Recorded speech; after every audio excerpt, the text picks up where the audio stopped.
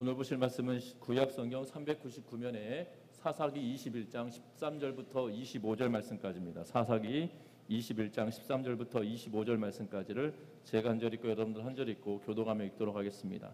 사사기 21장 13절부터 25절 말씀까지입니다.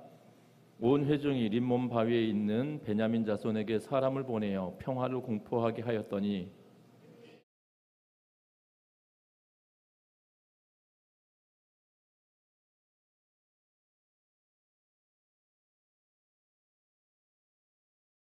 백성들이 베냐민을 위하여 뉘우쳤으니 이는 여호와께서 이스라엘 지파들 중에 한 지파가 빠지게 하셨음이었더라.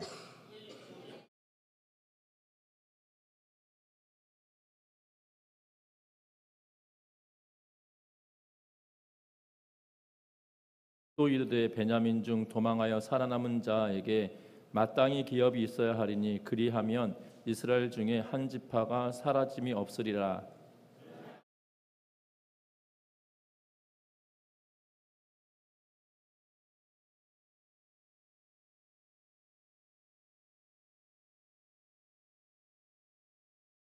또 이르되 보라 베델 북쪽 르보나 남쪽 베델에서 세겜으로 올라가는 큰 길 동쪽 실로에 매년 여호와의 명절이 있도다 하고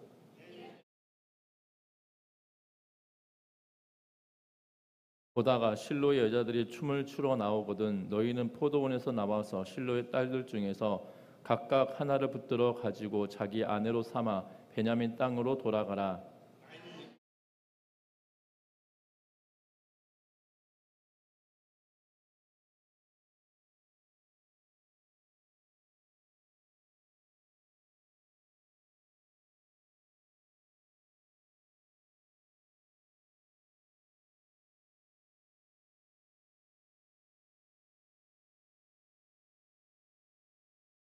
베냐민 자손이 그같이 행하여 춤추는 여자들 중에서 자기들의 숫자대로 붙들어 아내로 삼아 자기 기업에 돌아가서 성읍들을 건축하고 거기에 거주하였더라.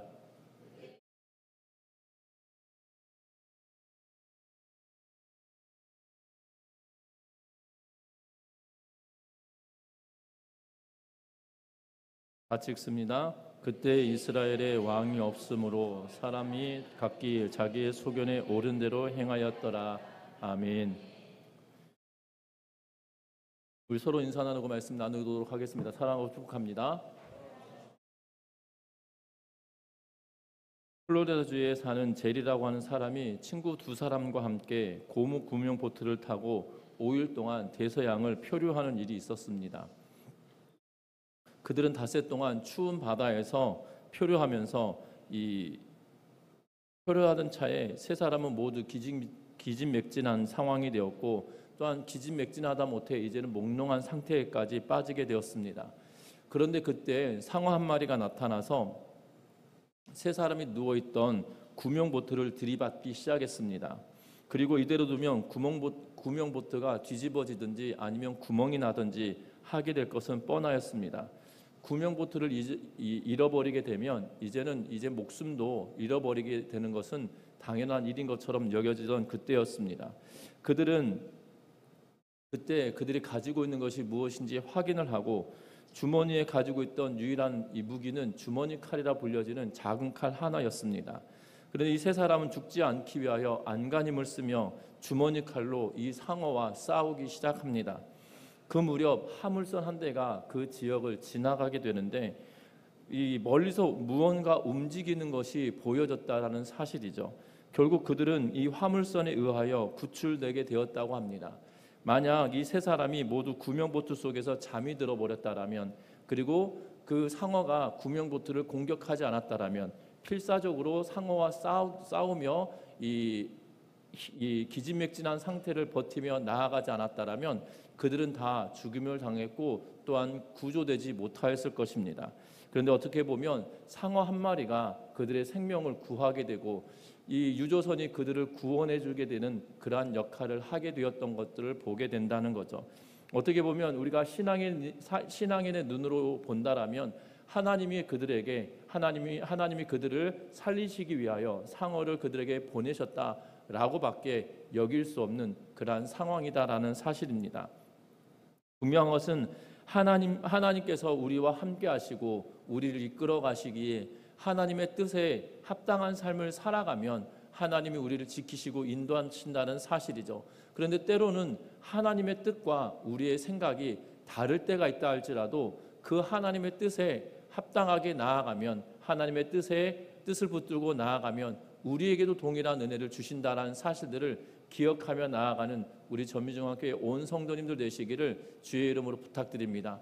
하지만 오늘 성경 본문에는 하나님의 뜻과 그들의 생각이 다르면 하나님의 뜻을 찾기보다 자신들의 뜻대로 자기의 소견에 오른 대로 행하고 있는 그러한 모습을 보게 됩니다. 특별히 25절 말씀 같이 한번 읽어봅니다. 25절의 말씀입니다. 그때에 이스라엘의 왕이 없으므로 사람이 각기 자기의 소견에 오른 대로 행하였더라. 아멘. 오늘 이 성경의 말씀에 보면 각기 자기의 소견에 오른 대로 행하였다라고 하며 이스라엘의 왕이 없었다라고 기록하고 있는 것을 보게 되죠. 어찌 보면 이 사사기 전체에 흐르고 있는 중요한 정신처럼 여겨지는 것입니다.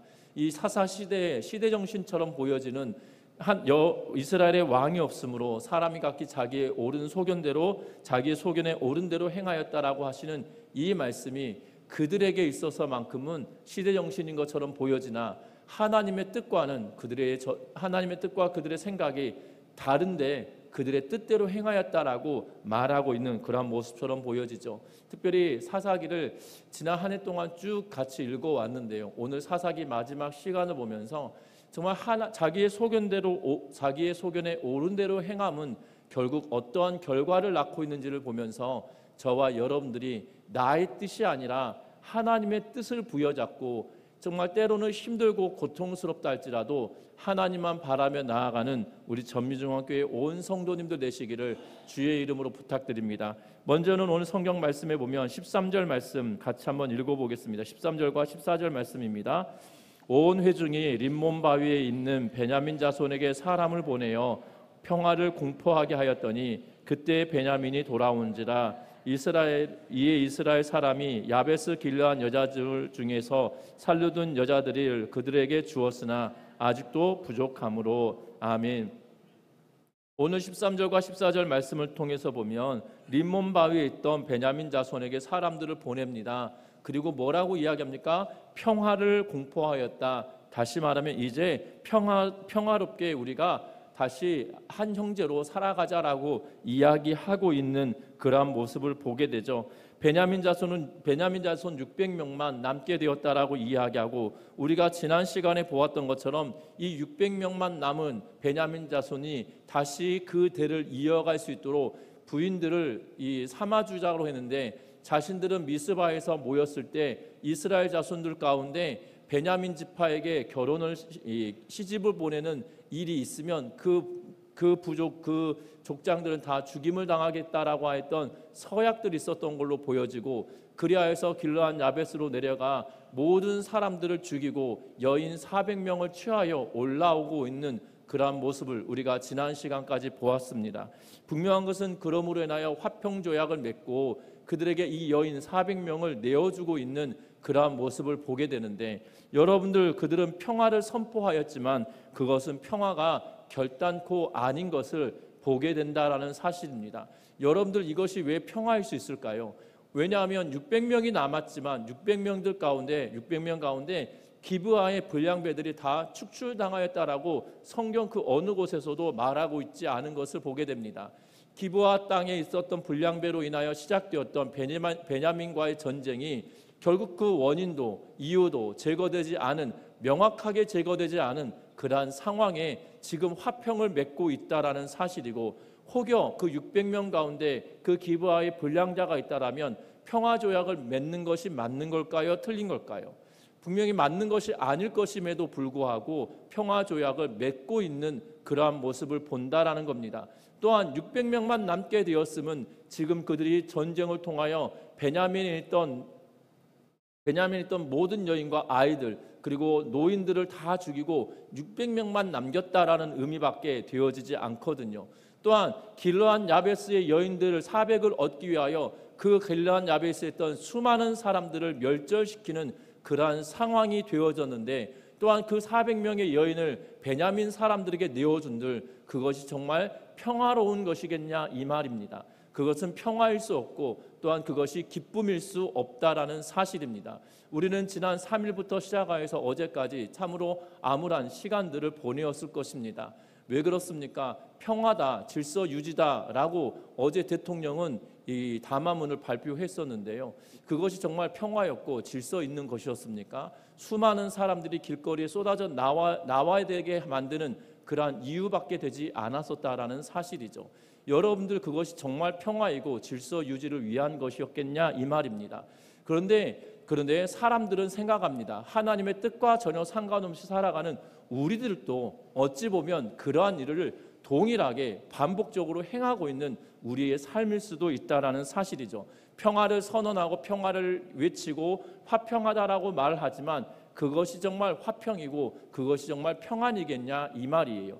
오늘 성경은 이스라엘 백성들과 베냐민 사람들이 맺고 있는 이 평화는 결단코 평화일 수 없다라는 사실입니다. 한 지파가 무너져 내려버렸고 또한 한 지파만 무너졌을 뿐만 아니라 그들을 다시 되살리기 위하여 한 성읍을 다 괴멸시키는 그러한 상황이 되어져 버렸음을 성경은 이야기하고 있다라는 사실입니다. 이것이 평화다라면 평화 아닌 것이 이 땅에는 없을 것 같습니다.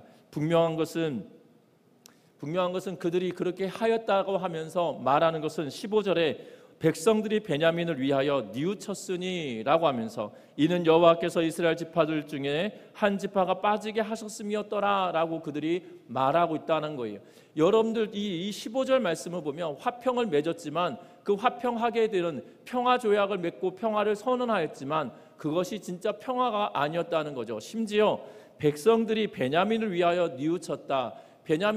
뉘우쳤다라는 말을 하고 있는데 그것은 뉘우침이 아니라 그냥 그들이 돌이키고 우리가 잘못했구나라고 하나님께 시인하고 우리가 하나님 용서를 구합니다라고 말하고 있는 것이 아니라 우리가 그들을 다 죽여버렸다라고 하는 후회만 남아있는 그러한 모습처럼 말하고 있다는 거예요. 만약 그들이 회개하였다, 죄를 돌이켰다라는 의미였다라면 15절 하반절은 이렇게 말했어야 될 거예요. 여호와께서 이스라엘 지파 중에서 한 지파가 빠지게 하셨습니다라고 하면서 그 탓을 하나님께 여호와께 돌리지는 않았을 거라 이 말입니다. 분명한 것은 모든 탓을 하나님께 돌리면서 베냐민을 위하여 뉘우쳤다라고 말하고 있는 그들의 모습은 어떻게 보면 전혀 앞과 뒤가 다른 그러한 모습을 보게 되죠. 본인들이 문제를 일으키고 본인들의 문제를 만들어냈으며 또한 그것을 해결하기 위해 자신들의 뜻대로 행하였음에도 불구하고 그것이 마치 하나님의 뜻이었 양 말하고 있는 그들의 모습을 보게 된다는 겁니다. 분명한 것은 이것이 진짜 평화일 수 없다라는 사실입니다. 저와 여러분들이 길앗을 향한 이 폭력도 또한 베냐민을 향한 폭력도 일말의 반성도 없는 것이 바로 어떻게 평화일 수 있겠냐 이 말이에요.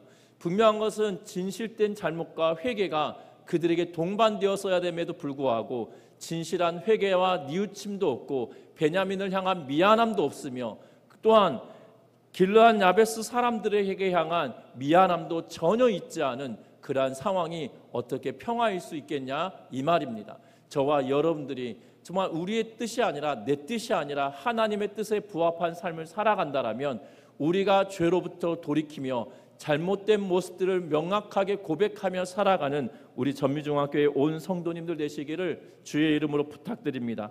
뿐만 아닙니다. 오늘 성경 16절부터 18절 말씀을 통하여 보면 지금 남아있는 베냐민 지파는 600명이고 그 가운데 길르앗 야베스 사람들을 다 죽여서 400명의 여인들을 얻었고 이제 부족한 200명의 여인들을 얻는 그러한 과정들을 16절부터 18절 말씀까지 기록해 놓고 있는 그러한 모습을 보게 됩니다. 특별히 오늘 16절 말씀에 보면 이렇게 말하고 있는 것, 17절 말씀 다 같이 한번 읽어봅니다. 17절의 말씀입니다.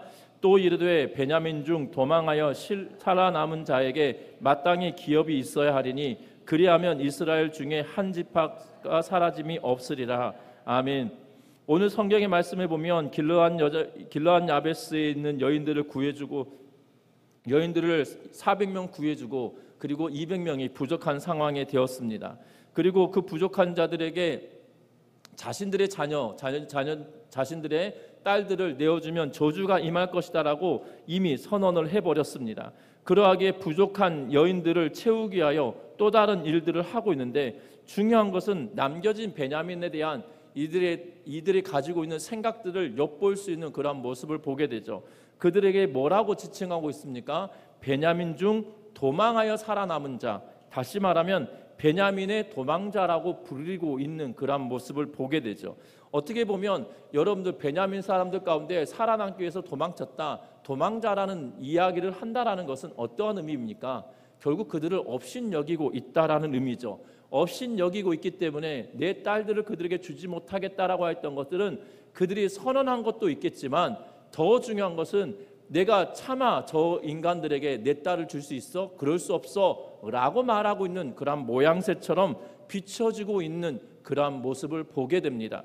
어찌 보면 같은 동족이고 같은 지파였음에도 불구하고, 한 혈육임에도 불구하고 베냐민 자손을 향하여서 비하하며 폄훼하며 그들이 잘못되었다, 그들을 업신여기고 있는 그러한 모습을 보게 된다는 사실입니다.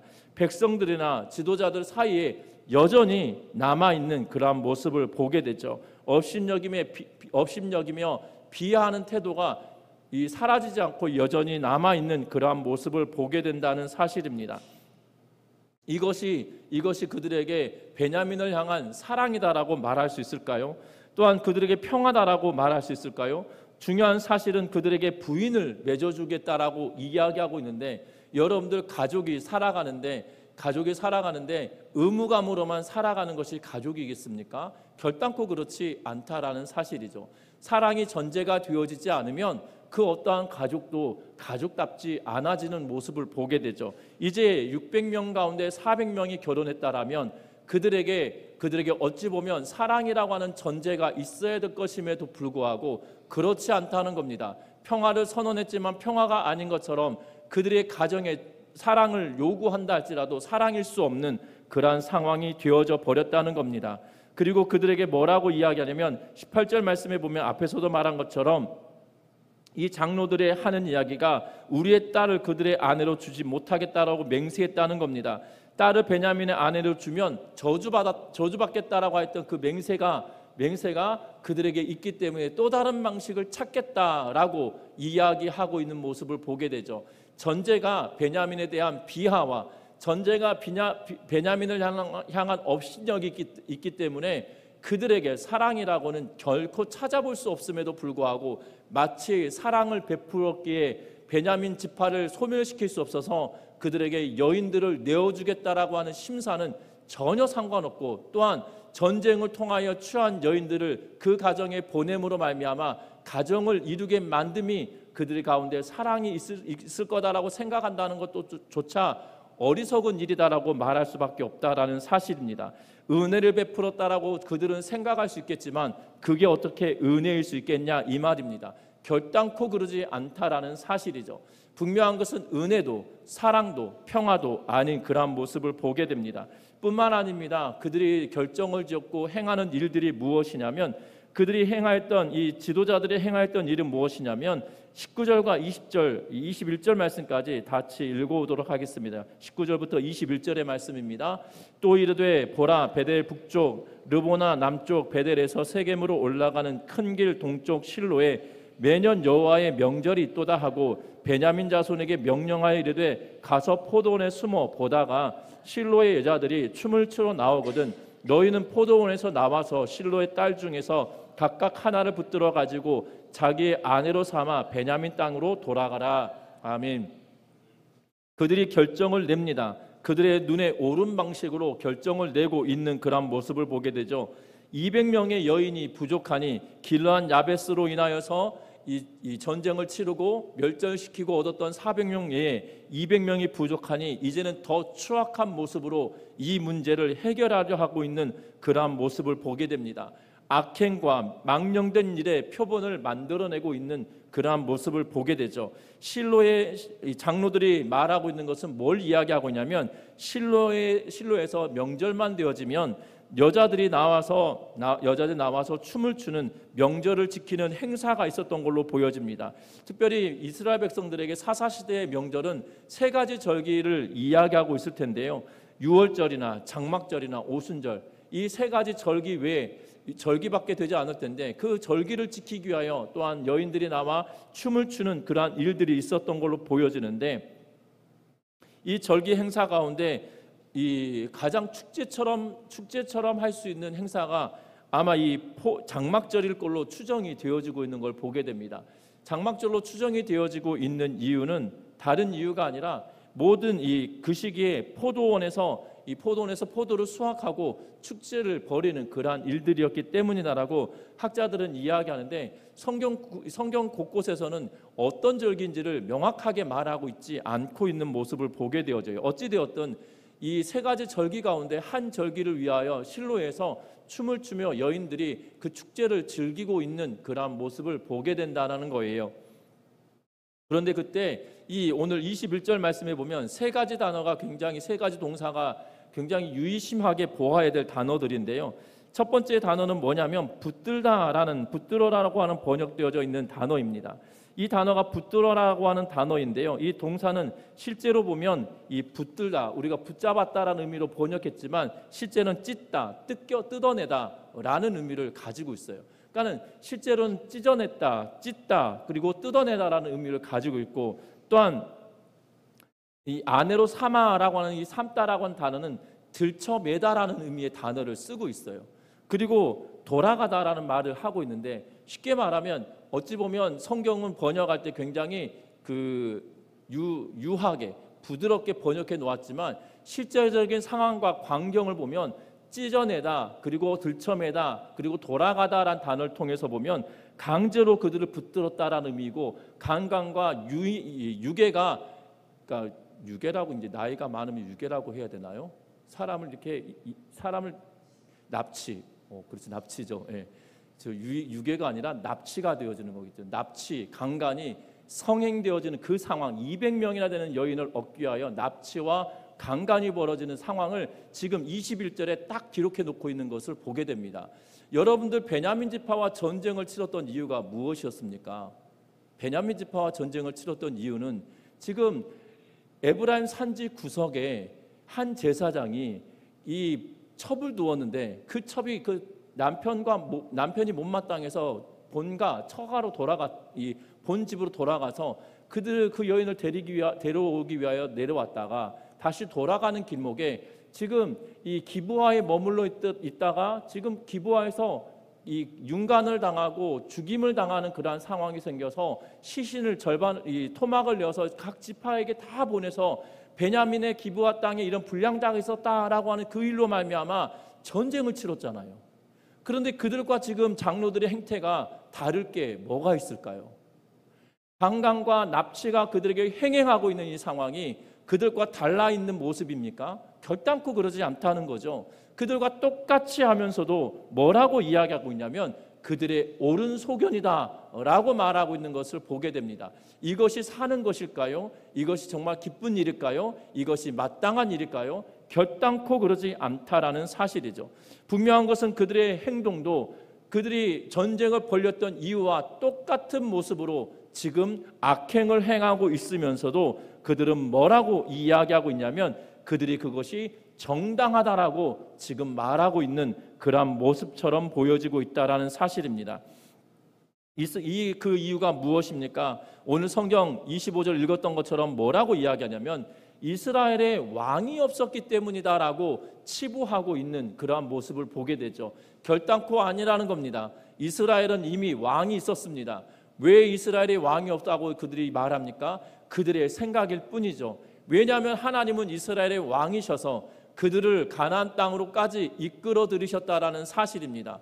모세를 통하여 애굽 땅에 10가지 재앙을 내리고 그리고 이스라엘 백성들이 이끌어서 가나안 땅을 향하여 가는 도중 이 홍해바다 앞에서도 온 애굽의 군대를 수장시키면서까지도 그들을 구출하시며 하나님은 40년 광야길을 통해서도 하나님은 그들에게 왕이셨고 그들은 하나님의 백성이었음을 이야기하고 있는 것을 보게 됩니다. 특별히 시내산에 머물렀을 때 19장 출애굽 19장 이하의 말씀을 통해서 보면 그들은 하나님의 백성이었다. 그들은 나는 그들의 하나님이다 라고 하며 여호와와 시내산에서 언약을 맺었던 것들을 보게 된다는 거예요. 그리고 지금 40년이 지나 광야길을 끝내고 가나안 땅에 들어와서도 그들이 여호와가 하나님이시고 그들은 하나님의 백성임을 명확하게 말하고 있는 그러한 언약 체계 가운데 살아가고 있었던 이들이었다는 거예요. 그런데 눈에 보여지는 왕이 보여지지 않다라는 이유로 왕 대신 하나님을 거부하고 하나님의 뜻이 아닌 그들의 뜻대로 행하면서도 하나님의 뜻인 것처럼 착각하고 있는 그러한 모습을 보게 된다는 겁니다. 그러면서 그들은 말하죠. 그들이 옳은 일이었다. 그들은 타당한 일이었다. 명분 있는 일이었다. 그것은 당연한 일이었다라고 치부하고 있는 그러한 모습을 보게 된다는 겁니다. 아니라는 사실입니다. 하나님이 우리의 왕이시고 나의 주인이시다라면 그 주인 되시고 왕 되신 그분의 말씀 앞에 철저하게 우리의 삶을 내어놓고 나아가는 것이 마땅하다라는 사실이에요. 내 삶의 주인이 누구인지 명확하게 구별되어져야 그래야 우리의 삶의 패턴이 또한 삶의 양식이 규정지어지고 명확하게 달라지게 되어지는 모습을 보게 된다는 겁니다. 내가 하나님의 백성이다. 내가 하나님의 자녀다. 내가 나의 주인이 하나님이고 나의 아버지가 하나님이라는 사실을 망각해버리면 우리의 삶에 아무리 명분 있는 것처럼 보여져도 그것은 명분이 되어지지 않는다라는 사실이에요. 저와 여러분들 하나님께서 왕으로 다스리지 못하면 이 이스라엘 백성들이 고난당했던 것처럼 우리 또한 고난을 당할 수밖에 없다라는 사실이고 하나님이 왕으로 우리를 다스리지 못하신다라면 우리 전미중앙교회도 아무런 의미가 없다라는 사실입니다. 또한 내가 하나님의 백성이다라고 고백하는 믿음의 성도들도 하나님이 내 삶의 주인 되지 않으시면 그 신앙생활은 아무런 의미가 없음을 보게 된다는 거죠. 혼란과 공허와 혼돈만 남아있게 되어진다라는 사실입니다. 지금 이스라엘 백성들의 모습은 혼돈 그 자체라고밖에 말할 수 없다라는 사실이죠.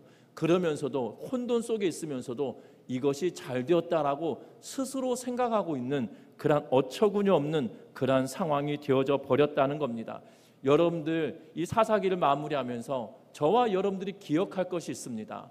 분명한 것은 이스라엘에 왕이 없었기 때문에 그들의 소견대로 옳게 한 것이 아니라 왕이 있었음에도 불구하고 하나님이 왕 되심을 인정하지 않았기 때문에 그들의 소견에 옳은 대로 행하는 삶을 살았다는 거예요. 저와 여러분들 어떠합니까? 우리의 신앙생활은 어떠합니까? 정말 우리의 삶 가운데 무너졌던 곳들 가운데 무너진 재단들을 회복하고 수축하는데 가장 전제가 되어져야 되는 것은 하나님이 내 삶의 주인이시다라는 확실한 믿음의 고백이 우리의 삶 가운데 넘쳐나시기를 주의 이름으로 부탁드립니다. 그래야 내가 행하는 일이 하나님의 말씀 앞에 부끄럽지 아니하도록, 왜냐하면 하나님이 주인이시기에 그 주인에게 합당한 삶을 살아갈 때야 비로소 내 삶이 때로는 공고하고 힘든 것처럼 여겨진다 할지라도 그것을 통하여 하나님은 새로운 일들을 행하시고 우리를 통하여 일하시기 때문이라는 사실입니다. 여러분들 그러하기에 하나님의 말씀을 부여잡고 하나님의 말씀대로 행하며 주의 선하신 뜻을 의지하고 살아가는 우리 전미중앙교회 온 성도님들 되시기를 주의 이름으로 부탁드립니다. 하나님이 주인 되지 않으시면 우리가 어떠한 말로 어떠한 말씀으로 정당성을 만든다 할지라도 그것이 정당화되지 않는다는 사실이에요. 하나님의 말씀이 기준이 되어져서 그 말씀에 내 삶을 비추며 나아갈 때야 비로소 정당성은 생겨나고 또한 악을 막을 수 있는 유일한 방책이 되어진다는 걸 기억하면서 저와 여러분들이 무너진 우리의 삶의 재단들이 다시 한번 수축되어지는 은혜를 누리기 위해서 하나님이 내 삶의 주인이시다, 하나님이 내 삶의 왕이시다, 내가 하나님의 말씀대로 살아야 될 그러한 책임이 나에게 있다는 것을 기억하면서 믿음으로 살아내는 우리 전미중앙교회 온 성도님들 되시기를, 그래서 내가 변하여서 정말 하나님의 말씀대로 내 삶을 변화시켜서 하나님을 기쁘시게 할 뿐만 아니라 내가 이 땅의 삶을 살아갈 때 정말 하나님이 원하신 삶을 살아냄으로 인하여서 우리에게도 은혜가 넘치는 우리의 삶이 되시기를 주의 이름으로 부탁드립니다. 우리가 이 땅의 삶을 살아갈 때 곤고할 때도 있을 겁니다. 어려울 때도 있을 겁니다. 그러나 하나님의 말씀대로 부여잡고 그 길을 걸어내다 보면 하나님은 하나님의 방식으로 우리에게 역사하실 거란 사실들을 기억하면서 믿음으로 살아내는 우리 모든 성도님들 되시기를 주의 이름으로 부탁드립니다. 찬양하시겠습니다.